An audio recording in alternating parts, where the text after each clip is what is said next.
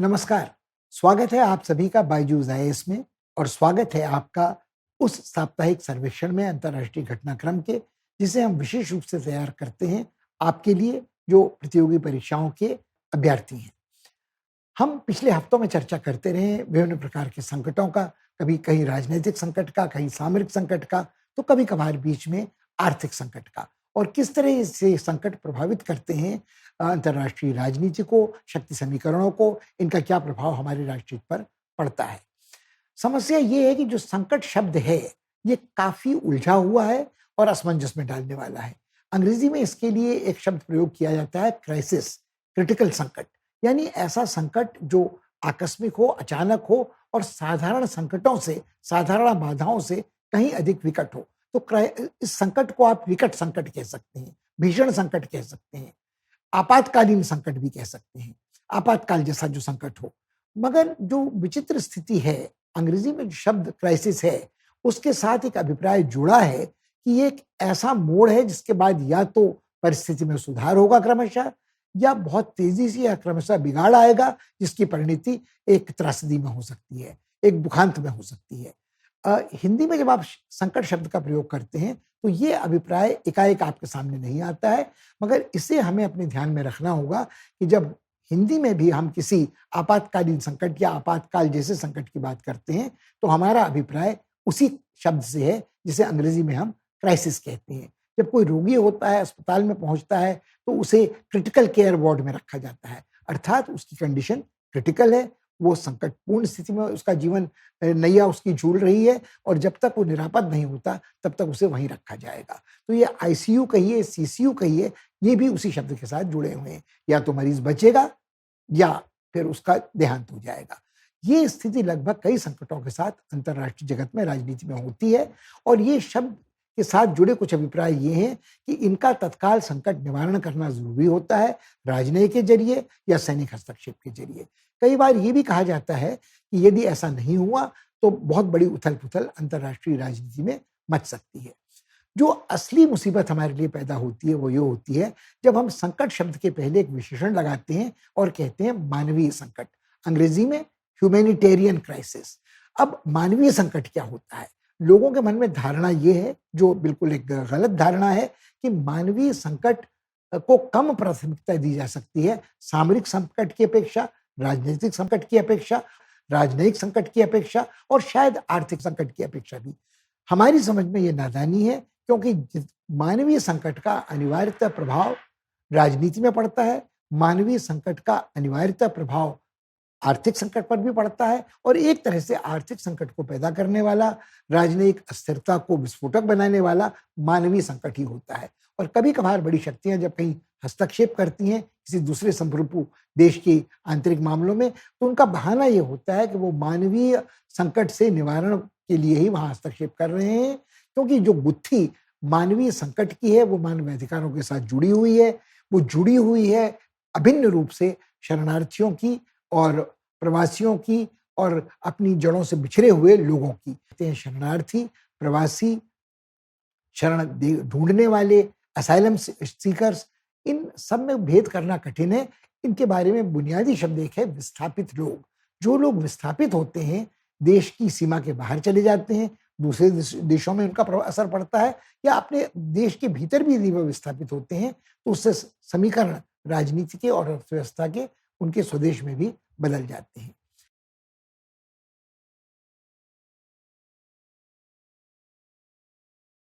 अब दूसरी पहेली जो सुलझाने की ज़रूरत है वो ये है कि आखिर मानवीय संकट जिसके प्रति हमारा रवैया मानवीय आधार पर तय होना चाहिए, वो आखिर पैदा किस कारण होता है?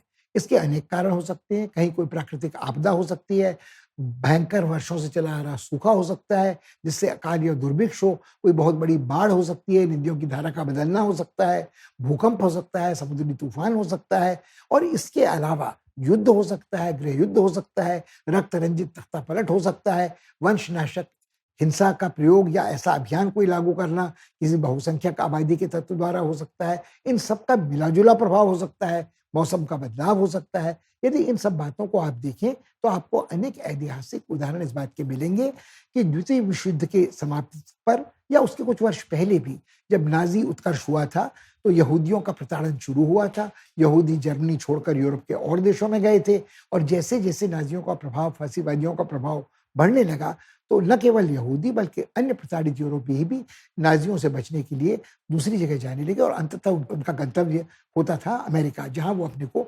निरापद महसूस करते थे। इन शरणार्थियों की बाढ़ ने एक तरह का सामरिक दबाव पैदा किया नाज़ी जर्मनी को हराने के लिए मित्र राष्ट्रों के ऊपर और कहीं न कहीं इन शरणार्थियों, प्रवासियों, विस्थापितों के जाने से अर्थव्यवस्था में कुछ तो कठिनाइयाँ आईं और कुछ ये बिल्कुल तर्कसंगत बात है कि जब विस्थापित लोग कहीं पहुँचते हैं, तो वो स्थानीय मज़दूरों की तुलना में कम वेतन पे काम करने को तैयार हो जाते हैं, जो उनमें प्रशिक्षित वैज्ञानिक इंजीनियर, डॉक्टर आदि होते हैं, उनसे एक प्रतिभापुंज जो है वो समृद्ध होता है, उस देश का जो उन्हें स्वीकार करता है, मगर ये सब ऐतिहासिक बातें हैं।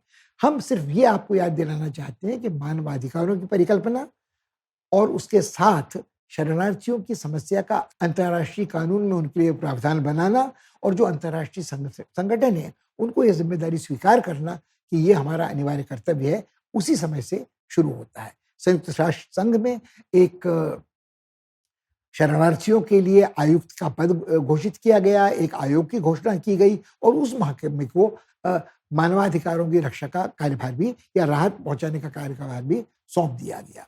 अब ये चूँकि सीमित संसाधन है संयुक्त राष्ट्र के, वहाँ वीटो शक्तियाँ काम करती हैं सुरक्षा परिषद में, तो उसका कोई भी ऐसा प्रस्ताव जो असरदार हो, बहुत कम क्रियान्वित हो पाता है। ये मजबूरी इस आयोग के साथ भी जुड़ी रही है, तो हम यहाँ ये चर्चा नहीं कर रहे हैं कि मानवीय संकटों का समाधान करने में संयुक्त राष्ट्र कितना सफल रहा है, उसने कितना हमारा ध्यान इस ओर केंद्रित किया है। अब यदि हम देखें कि जितने भी कारणों से जटिल ये मानवीय संकट पैदा होते हैं, तो आखिर इनको हम संकट का नाम देते क्यों हैं?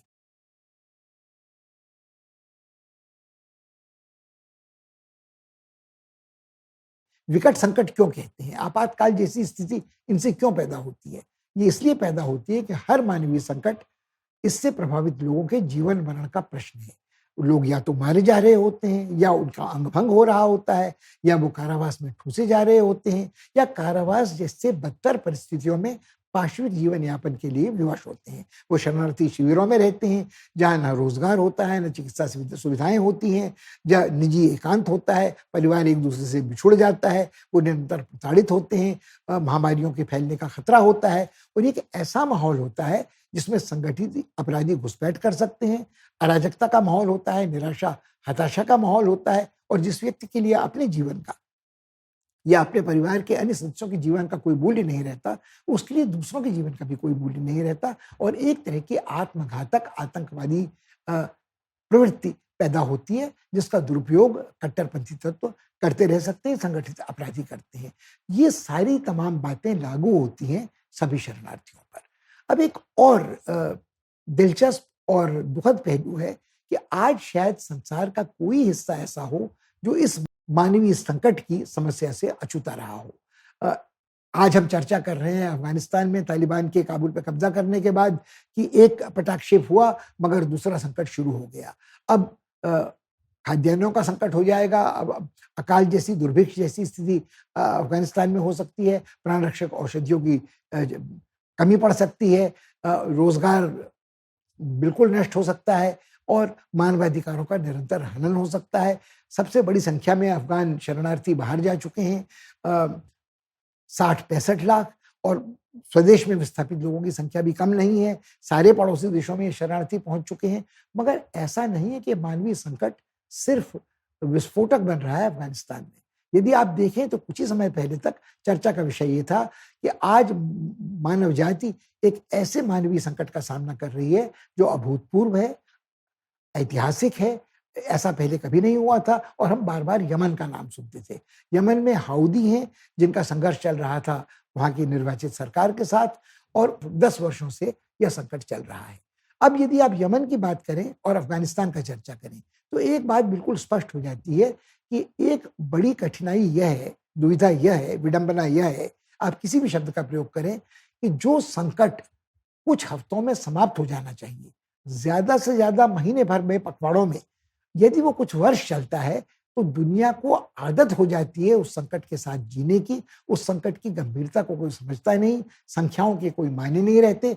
आप लाखों के हैं, करोड़ों के हैं, आप ये कहें कि 50 लाख बच्चे मरने वाले हैं अगले कुछ हफ्तों में यदि यमन की सहायता नहीं की गई कुपोषण से और भुखमरी से। तो आप चूँकि ये चित्र बहुत अच्छे देखने में नहीं लगते हैं समाचार पत्रों में, टेलीविज़न के पर्दे में, फूले पेट वाले, लगभग कंकाल जैसे बच्चे, जिनकी उम्र 8-10 वर्ष की है, मगर जिनकी शरीर की बाढ़ 1.5, 2, 3 वर्ष के बच्चे जैसी दिखती है, जिनका कोई अभिभावक जीवित नहीं है, कोई बड़ा भाई जो है वो 17-18 साल का भाई या बहन ही परिवार का मुखिया है। तो आपको फिर ये संकट, उस संकट के साथ रहने के आप आदी हो जाते हैं। तो आज यमन का संकट, उससे लोगों की नज़रें फिर चुकी हैं और अफ़गानिस्तान में एक नया संकट प्रकट हो रहा है। इसी तरह जब आपको लगता है कि दुनिया का किसी आप दूसरे छोर पर चले जाएँ, तो अमेरिकी महाद्वीप में मेक्सिको और अमेरिका के टेक्सास प्रांत के बीच दीवार खड़ी करने की कोशिश की थी पूर्व राष्ट्रपति ट्रंप ने, और तब बाइडेन का रवैया ये था कि शरणार्थियों को मानवीय आधार पर उनके साथ व्यवहार किया जाना चाहिए, परिवार के सदस्यों को एक-दूसरे से बिछुड़ने नहीं देना चाहिए, अकेले बच्चों को जल्द से जल्द सामान्य स्थितियों में पहुँचाना चाहिए। मगर ये वादा वो पूरा करने में असमर्थ रहे हैं, उन्हें अपना रवैया कड़ा करना पड़ा है। आज भली दीवार की बात वो नहीं करते हैं, मगर उन्होंने ये कहना शुरू कर दिया है कि इन शरणार्थियों को वापस मेक्सिको में धकेला जाना चाहिए और इस बाढ़ को अमेरिका में घुसने से रोका जाना चाहिए। इसका चर्चा हम कुछ देर में रुक कर विस्तार से करेंगे, मगर यदि आप देखें तो दक्षिण एशिया इससे मुक्त नहीं है, वो सिर्फ अफ़गानिस्तान नहीं है। यदि आप देखें तो म्यांमार से आने वाले रोहिंग्या मुसलमानों की जो बाढ़ है, उसको लेकर बांग्लादेश हो या भारत, वो भी प्रभावित हैं और कितना ही उनका रवैया सहानुभूतिपूर्ण हो, करुण हो, मगर असमर्थता इस बोझ को अकेले झेलने में बहुत बड़ी है और कहीं न कहीं यह असहायता या असमर्थता एक बहाना बन जाती है इस संकट से मुँह मोड़ने के लिए। आप दक्षिण-पूर्व एशिया में जाएँ, तो ये समस्या आपको देखने को मिलती है, अन्यत्र भी। आपको पापुआ न्यू गिनी में, इंडोनेशिया के बोर्नियो प्रदेश में भी ये देखने को आपको मिलती है। कहीं न कहीं शरणार्थियों का दोहन, शोषण थाईलैंड में भी होता है, कहीं फिलीपींस मनीला में भी होता है। तो ये सारी समस्या पूरे संसार की है और इस मानवीय संकट का संकट ये है कि पर्यवेक्षकों की नज़रें एक संकट से दूसरे ताज़ा संकट की ओर निरंतर मुड़ती रहती हैं। कुछ वर्ष पहले तक सीरियाई शरणार्थियों का संकट सबसे बड़ा था क्योंकि उसका शिकार यूरोप हो रहा था। मगर सभी यूरोप के देश समान रूप से प्रभावित नहीं थे। जर्मनी और ग्रीस पर यह बोझ सबसे ज़्यादा था। तो उनका कहना ये था कि बाकी यूरोपीय समुदाय के देशों को उनको सहायता देनी चाहिए। मगर कुछ देश ऐसे थे जिन्होंने पोलैंड, हंगरी आदि में बाधाएँ पैदा करना शुरू कर दिया था। वो ये नहीं चाहते थे कि इन शरणार्थियों को बोझ उन पर आए और उसके बाद वो बाकी यूरोपीय समुदाय में उनके प्रवेश का मार्ग आबाद हो। ये सारी बातों को तय करना कि किस संप्रभु राष्ट्र का फैसला तर्कसंगत है, ठीक है या ठीक नहीं है, करना बड़ा कठिन है। मगर जो बात स्पष्ट है वो ये है, ये मानवीय संकट, ह्यूमैनिटेरियन क्राइसिस जिसे हम कहते हैं, वो वास्तव में मानवाधिकारों की तरह अविभाज्य है, सार्वभौमिक है और उसके जो जटिल कारण हैं, वो भी लगभग सार्वभौमिक हैं। यदि आप उनका सामना सामूहिक रूप से नहीं करते हैं, तो पता नहीं ये संकट कब आपको भी अपनी चपेट में ले ले। अंग्रेज़ी में अक्सर ये कहा जाता है कि जब कोई मृतक होता है तो गिरजा की घंटी बजती है, उसको सुनने वाले पूछते हैं, ये घंटी किसके लिए बज रही थी? कौन गुज़रा? तो उसके बारे में कहा गया था, जॉन डन नाम के एक कवि ने कहा था, ये न पूछो कि ये घंटा किसके जाने की घोषणा कर रहा है, ये तुमको ये याद दिला रहा है कि अगली बार ये घंटा तुम्हारे लिए भी बज सकता है। ये चेतावनी जब तक हम मानवीय संकट के बारे में गंभीरता से ग्रहण नहीं करेंगे, तब तक हम मानवीय संकट का सामना नहीं कर पाएँगे।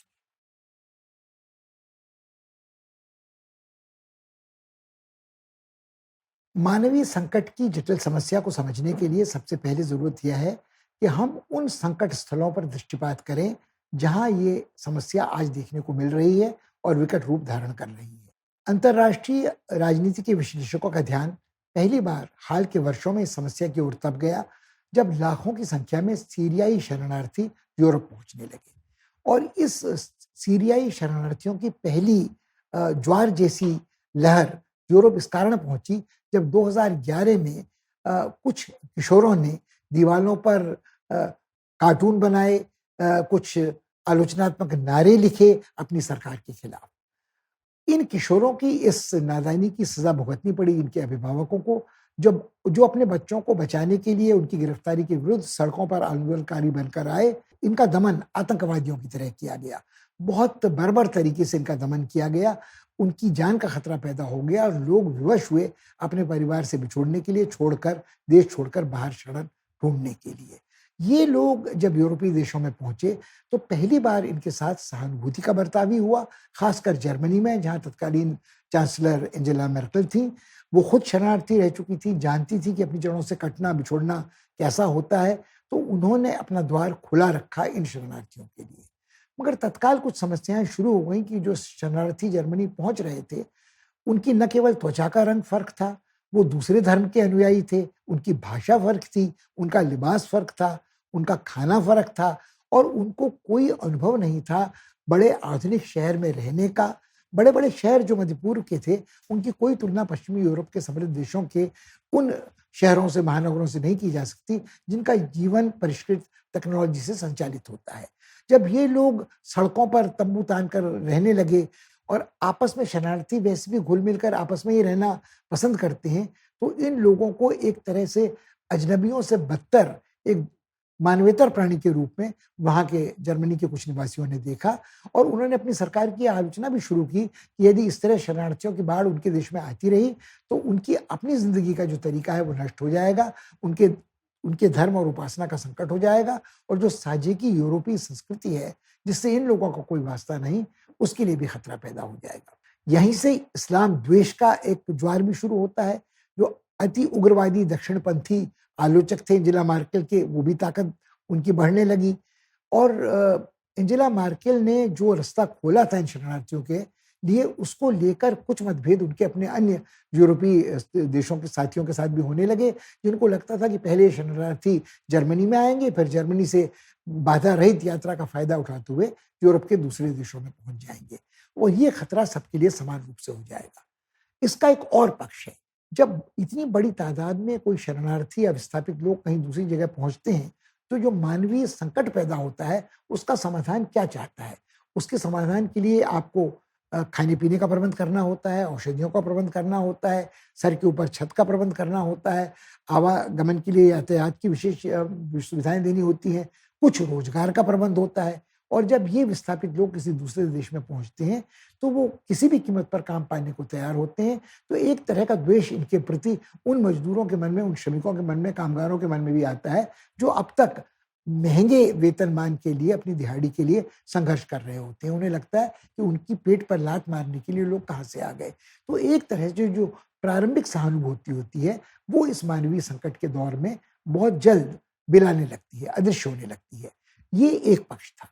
अभी ये अस्थिरता चल ही रही थी कि सीरिया से एक दूसरी खेप शरणार्थियों की आने लगी और उसका कारण ये था कि इदलिब नामक प्रांत में जब गृह युद्ध भड़क उठा, तो वहाँ जो इस्लामिक अमीरात थी, उसने जो अत्याचार करना शुरू किया, उससे लोग पलायन करने को मजबूर हुए। कुछ नौजवान थे, पेशमर्गा कुर्द थे, जिन्होंने हथियार उठाकर इस इस्लामी अमीरात का मुकाबला करने की कोशिश की, मगर बाकी लोग निरापद रहने के लिए सीरिया छोड़कर भागने लगे।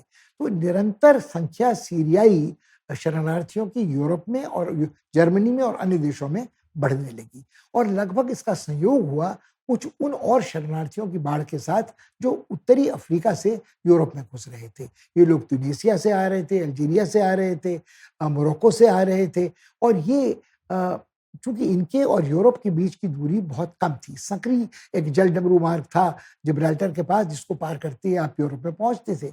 यूरोप पहुँचना आसान था, मगर कम खतरनाक नहीं था, क्योंकि यूरोप के कुछ देश जो असमर्थ थे बिल्कुल शरणार्थियों को ग्रहण करने में, उनका स्वागत करने में, उन्होंने इन्हें वापस लौटाना शुरू किया। तो जो देह तस्कर, जो मानव तस्कर इन्हें पहुँचाने के लिए, पनडुब्बियाँ तो क्या थी, रबर की डोंगियाँ थीं, नौकाएँ थीं मोटर वाहनों से चालित, उनको लेकर आने लगे, तो उसमें कई दुर्घटनाएँ घटीं, कुछ लोग डूब कर मरे, कहीं बच्चे खिलौनों को अपने हाथ में चिपटाए हुए उनके शव समुद्र तट पर देखने को मिले। तो शुरू में तो लोगों के मन में बड़ा करुणा का भाव जगा और लोगों ने सरकार की आलोचना की कि उन्हें शरणार्थियों को इस तरह खदेड़ना नहीं चाहिए, पीछे नहीं लौटाना चाहिए। मगर ये भी असंभव था कि दुर्भाग्य से जिन देशों तक ये लोग पहुँच रहे थे, वो यूरोप के संपन्न समृद्ध देश नहीं थे। स्पेन हो या पुर्तगाल, इटली हो या ग्रीस, इन सबको जो पिग्स कहा जाता है, ये वो देश थे जो अभावग्रस्त थे, जिनकी अर्थव्यवस्था खुद संकटग्रस्त थी और जिनके जिनके यहाँ भले ही एक सहानुभूति अफ्रीका वासियों के प्रति, अपनी पूर्व उपनिवेशों में रहने वालों के प्रति थी, मगर इनके पास संसाधन बिल्कुल नहीं थे। और ग्रीस ने तो ये स्पष्ट कह दिया था कि वो एक ऐसा बीच का शिविर प्लेटफॉर्म बनने को तैयार नहीं है, होल्ड जिसे अंग्रेजी में कहते हैं, जहाँ शरणार्थी आकर रुके रहें और वहाँ उनकी जांच परख की जाए। उनके ऊपर कितना ही दबाव पड़े, उसकी कुछ कीमत उन्हें थोड़ी बहुत अगर मिलेगी भी, तो वो उनकी राजनीतिक स्थिरता को, अर्थव्यवस्था को नष्ट कर देगी और उनके ऊपर जिम्मेदारी होगी इस बाढ़ को रोकने की। तो ये सारी समस्याएं थीं जो सीरियाई शरणार्थियों से जुड़ी थी, अफ्रीकी शरणार्थियों से जुड़ी थी। और आज जो तुर्की बहुत लाखों की तादाद में अफगान शरणार्थियों को शरण दे रहा है, उसके शरणार्थी भी जर्मनी में थे। और इन सब के साथ जो जुड़ी हुई समस्याएं थी, जिसका हमने उल्लेख किया, कुछ लोग नाजायज पदार्थों की तस्करी से जुड़ जाते थे, कुछ संगठित अपराध से जुड़ जाते थे, कुछ देह व्यापार से जुड़ जाते थे और कुल मिलाकर शरणार्थियों की छवि बदनाम होती थी, या तो कट्टरपंथी इस्लामी जिहादी के रूप में, या संगठित अपराधी के जमूड़े के रूप में, या ऐसे हिंसक अराजक नवयुवकों के रूप में जो बिल्कुल आत्मघाती दस्ते का, हिरावल दस्ते का अग्रभाग बनने को तैयार हो। तो एक तरह से ये मानवीय संकट जो था, उस पर जो सहमति बन सकती थी अंतर्राष्ट्रीय, कम से कम पहले यूरोप में। और हम इसे न भूलें कि यूरोपीय समुदाय का नजरिया मानवाधिकारों के बारे में, पर्यावरण के बारे में, मानवीय संकट के बारे में, शरणार्थियों के बारे में दूसरे देशों की तुलना में कहीं अधिक उदार और सहानुभूति वाला रहा है। मगर इसके साथ जुड़ी समस्या एक और थी कि क्या इस मानवीय संकट के समाधान के लिए जितने बड़े पैमाने पे खर्च की या धन की या निधि की जरूरत होती है, वो आसानी से सुलभ हो सकती है बिना आर्थिक अंतर्राष्ट्रीय सहकार के? यह काम संयुक्त राष्ट्र नहीं कर सकता, क्योंकि संयुक्त राष्ट्र के अपने संसाधन बहुत सीमित हैं। उसका अपना बजट सदस्य राष्ट्रों की कृपा से चलता है, बहुत तंगी में उसका हाल बीतता है। मगर अब ब्रिटेन जैसे देश है जिन्होंने अपनी विदेशी सहायता की रकम में भारी कटौती की है, जो विदेशी सहायता की रकम में कटौती कर रहे हैं, वो आकस्मिक आपातकालीन संकट समाधान के लिए निधि सुलभ कराएंगे, ये सोचना असंभव है। अब यदि आप देखें, अमेरिका जैसे बड़े देश हैं, रूस जैसे बड़े देश हैं, मगर इनकी प्राथमिकता, हमने जैसा शुरू में कहा, सामरिक संकट का समाधान की है, राजनीतिक संकट के समाधान की है। ये बड़ी शक्तियां जुड़ी हुई हैं मौत की सौदागरी के साथ, सैनिक साथ सामान के उत्पादन और व्यापार के साथ। तो इनको फायदा होता है गृह युद्ध से, उन कारणों से जिनसे मानवीय संकट पैदा होता है। मगर मानवीय संकट समाधान में यदि ये पैसे का निवेश करेंगे, तो वो व्यापार जो सैनिक साथ सामान का बिक्री का है, वो साथ साथ नहीं पनप सकता है। ये अंतर्विरोध जो पूंजीवादी देशों में और साम्यवादी देशों में भी एक हद तक है, कि यदि आप सैनिक साजो सामान और अपने संधि मित्रों को गृह युद्ध में सहायता दे रहे हैं, तो उसकी अंतिम परिणति एक ऐसे मानवीय संकट में ही होगी जिस पर काबू पाना बड़ा कठिन होता है। अब यदि आप देखें, हम बार बार इस बात को दोहराना चाहते हैं कि संकट वह जो 2-3 दिन में टल जाए, संकट वह जो कुछ सप्ताह चले, ज्यादा से ज्यादा संकट वह जो शायद कुछ महीने चले। मगर ऐसा कौन सा संकट है जो दशक से चला आ रहा है? वो सीरियाई शरणार्थियों का संकट हो, या वो अफगान शरणार्थियों का संकट हो, वहां तो गृह युद्ध 20 साल से चल रहा था। और या आप यमन की बात कर लें, जिसके बारे में कहा जाता है कि आज तक यह अभूतपूर्व है, ऐसा कोई मानवीय संकट मानव इतिहास में प्रकट हुआ हो।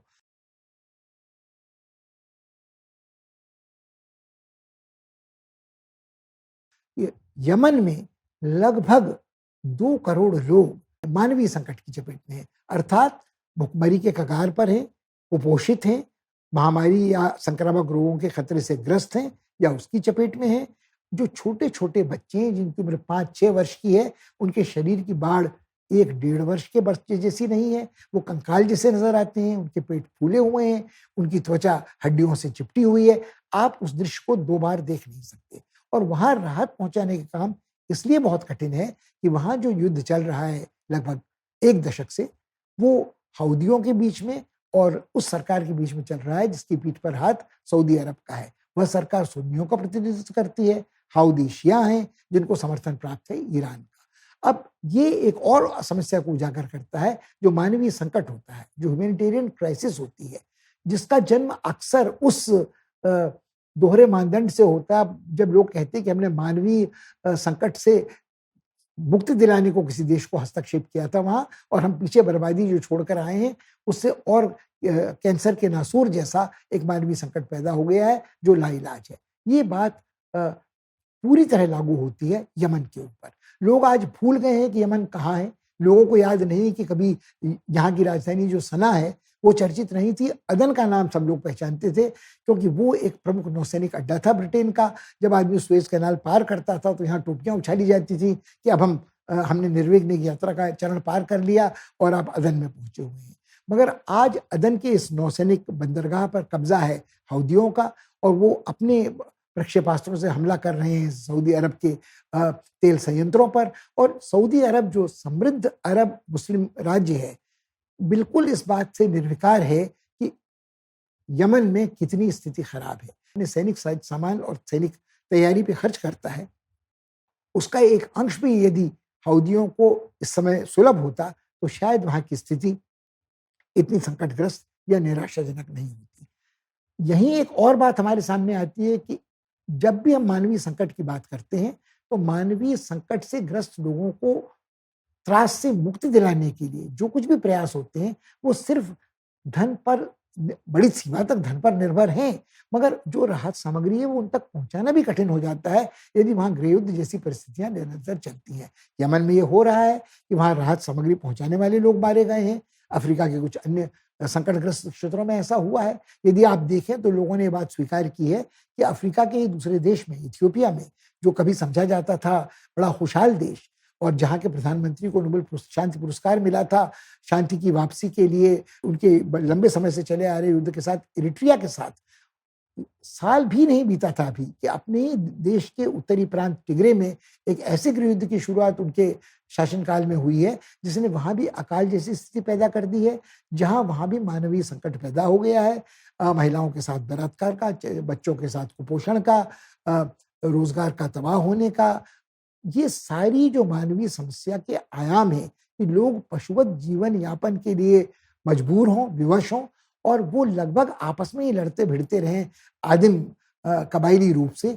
ये हाल हमको आज देखने को इथियोपिया में भी मिल रहा है। मगर इथियोपिया में लोगों ने, जो अंतर्राष्ट्रीय राहत पहुंचाने वाले संगठन, ने स्वीकार किया है कि वहां राहत पहुंचाना असंभव है क्योंकि वहां की केंद्रीय सरकार आपको निरापद वहां तक नहीं पहुंचने देना चाहती जहां ये संकट सबसे ज्यादा विकट है। और टिगरे वाले कहते रहते हैं कि आप हम तक सामग्री पहुंचाए तो हम शायद फिर शांति सुलह के बारे में कुछ सोच सकते हैं। ये अकेली परिस्थिति इथियोपिया की नहीं है। इथियोपिया ने बड़े महत्वाकांक्षी निनेसा बांध के निर्माण की परियोजना की घोषणा की है, पर इसके साथ ही उसके संबंध तनावपूर्ण हो गए हैं अपने पड़ोसी मिस्र और सूडान के साथ। और जहां तक सूडान का प्रश्न है, सूडान भी लगभग एक दशक से अधिक समय से मानवीय संकट का एक उदाहरण पेश करता रहा है। पहले ये समस्या थी डारफूर की, दक्षिणी सूडान की, जहां कभी बरसों से अकाल था, सूखा था, प्रकृति का प्रकोप था। वो सीमा रेखाएं थी जो अपने वैश्विक शासकों ने खींची थी, जिन्होंने कबीलों को दो में बांट दिया था, परिवारों को। तो उनको कोई मानता नहीं था, तो लोग इधर से उधर, उधर से इधर आते जाते थे। मगर आज स्थिति यह है कि दक्षिणी सूडान की स्थापना एक स्वाधीन राज्य के रूप में होने के बाद भी स्थिति में परिवर्तन नहीं हुआ है।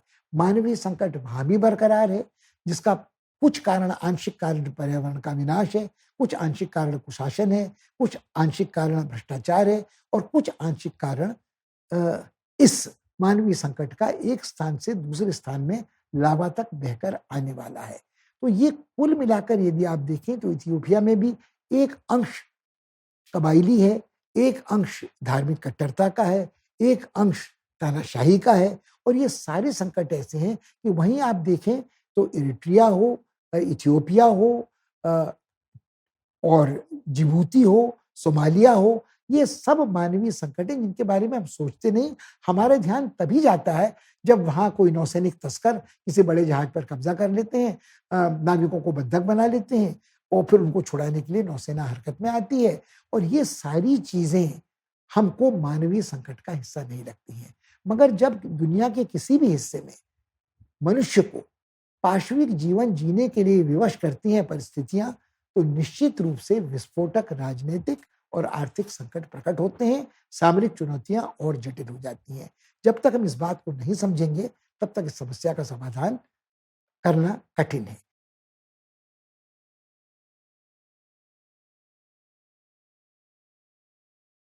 आज हमारा ध्यान बार-बार जा रहा है अफ़गानिस्तान की ओर, मगर अफ़गानिस्तान में तो करीब 2 दशकों से चल रहा था। 60-65 लाख अफ़गान शरणार्थी अपने देश से बाहर हैं, लगभग 30-35 लाख अपने देश में विस्थापित हैं और ये एक विस्फोटक स्थिति है, मानवीय संकट ही नहीं न केवल अफ़गानिस्तान के लिए बल्कि पूरे दक्षिण एशिया के लिए। मगर दक्षिण एशिया में अकेले ये अफ़गानिस्तान का ही मानवीय संकट नहीं है। यही मानवीय संकट, यही शरणार्थियों के साथ जुड़ी समस्या म्यांमार में है, बांग्लादेश में है, जहाँ रोहिंग्या मुसलमान जब निकलते हैं म्यांमार से वंशनाशक हिंसा से बचने के लिए, तो वो फैलते हैं बांग्लादेश में, वहाँ से आते हैं भारत में और दोनों ही जगह एक राजनीतिक अस्थिरता, एक सामाजिक वैमनस्य का बीजारोपण होना शुरू हो जाता है।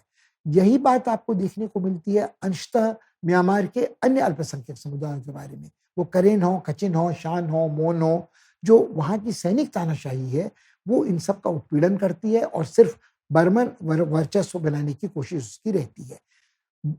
म्यांमार ने बहुत वर्ष पहले जब उसका नाम बर्मा ही था, एकांतवास का वर्ण कर लिया था और बाकी दुनिया उसके साथ अति यथार्थवादी तरीके से अपने रिश्ते बनाए रखती है, जिसे अंग्रेजी में रियल पॉलिटिक कहते हैं और अपने राष्ट्रहित की रक्षा के लिए वो उस मानवीय संकट की उपेक्षा, अनदेखी करती रहती है जिसका एक न एक दिन दुष्परिणाम उसे भुगतना ही पड़ेगा, चाहे वो भारत हो, चाहे वो बांग्लादेश हो, चाहे वो स्वयं म्यांमार हो। दक्षिण पूर्व एशिया में आप अन्यत्र जाएँ, तो ये समस्या आपको इंडोनेशिया में देखने को मिलती है, सुमात्रा के आदिवासियों में देखने को मिलती है, मोलुकास में देखने को मिलती है, पापुआ न्यू गिनी में जिसे पूर्वी इरियात कहते हैं वो वहाँ देखने को मिलती है, कालिमांतान उत्तरा में बोर्नियो में देखने को मिलती है। ये कोई भी देश शायद दुनिया का ऐसा नहीं है जो मानवीय संकट से मुक्त हो। जो सबसे समृद्ध, संपन्न, शक्तिशाली देश अमेरिका समझा जाता है, उसके लिए भी मध्य अमेरिका से आने वाले शरणार्थी जान का बवाल बने हुए हैं। वो मेक्सिको में उनको रोक सकता है, उनके विरुद्ध दीवार बनाने की घोषणा कर सकता है, कभी उनके प्रति सहानुभूति दर्शा सकता है और कभी उनके प्रति कठोर रुख अपना सकता है। मगर इससे बाढ़ रुकती नहीं है कि जो दुनिया में बुनियादी भेद अमीर देशों और गरीब देशों का है और यदि पड़ोसी देश में स्थितियां आपके अपने देश से बेहतर हैं, तो आप जान पर खेल कर भी अपने लिए, अपने बच्चों के भविष्य के लिए वहाँ प्रवेश करने की कोशिश करेंगे। तो ये जो 3 देश हैं होंडुरास, निकारागुआ, अल सल्वाडोर, इनके अलावा कोलंबिया, वेनेजुएला, ये एक लगातार बाढ़ सी आती रहती है वहाँ और इस बाढ़ को रोकने का जो भी प्रयास अमेरिका करता है, उसमें आप क्यूबाई लोगों को शामिल कर सकते हैं। कभी अमेरिका प्रोत्साहित करता था क्यूबा से आने वाले शरणार्थियों को क्योंकि उसकी इच्छा और उसकी समर नीति ये थी कि इनको फिर तैयार कर तख्तापलट के लिए क्यूबा में भेजा जा सकेगा। मगर क्यूबा में जो बहुत ज़्यादा आमदनी होती थी, वो अमेरिकी पर्यटकों से होती थी। ओबामा के कार्यकाल में आशा जगी थी कि क्यूबा में शायद अर्थव्यवस्था पर्यटन उद्योग के सुधरने से बढ़ेगी और अमेरिका के साथ उनके तनाव खत्म होंगे।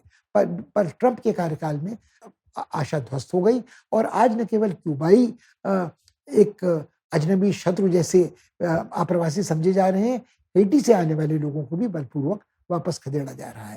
हैटी के लोग खास तौर से अभागे हैं, कभी तानाशाही की चपेट में, कभी महामारी की चपेट में, कभी भूकंप की चपेट में, कभी समुद्री तूफान की चपेट में, मगर कुल मिलाकर ये समस्या से मुक्त अमेरिका भी नहीं है।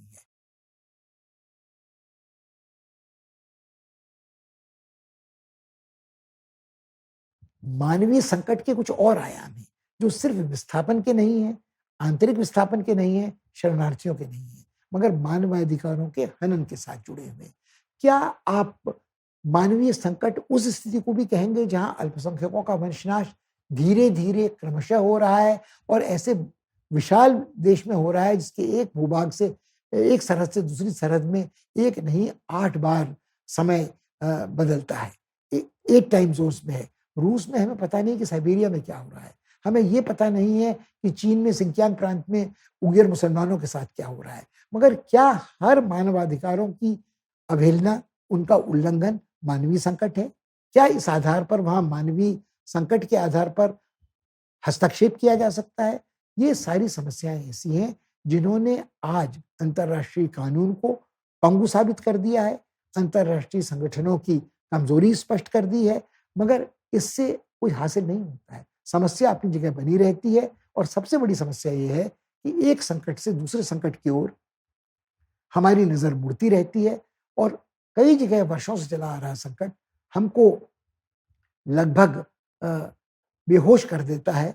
अ, एक तरह से जिस तरह ऑपरेशन के पहले आदमी कुछ अनुभव नहीं करता, उसे किसी नशीली दवा का इंजेक्शन लग जाता है, वो संज्ञा शून्य हो जाता है, तो हम लगभग संज्ञा शून्य हो गए हैं अनेक मानवीय संकटों के प्रति। हम अपने देश में जो संकट बिल्कुल हमारी दहलीज पर खड़ा है, उसकी ओर भी आँखें मूंदने को तैयार हैं, तो दूर-दराज़ देशों के संकट के बारे में हम क्या कह सकते हैं? तो इस तरह से संज्ञा शून्य और अचेत होना जानबूझकर मानवीय संकट के प्रति सिर्फ भविष्य में अधिक विस्फोटक संकट को बुलावा देना है।